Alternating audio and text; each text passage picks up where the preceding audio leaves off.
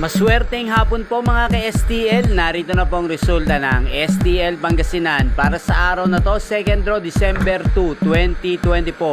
Araw ng Lunes, naway ang mga natayan nyo pong mga numero kanina ay manalo nawa ngayong hapong ito, 5 PM. Kaya kunin nyo na po yung mga tickets.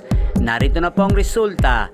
Ang mga numerong nanalo sa STL Pangasinan ngayong hapong ito, December 2, 2024, 5 PM, second draw result, 35 at 1 in exact order. Sa lahat po ng tumaya kanina sa STL Pangasinan para sa second draw ng 35 at 1, congrats po sa inyo. Panalo po kayo. Again, 35 at 1. At shoutout po natin ngayong hapong ito sa STL Pangasinan, si Kuya Aiser.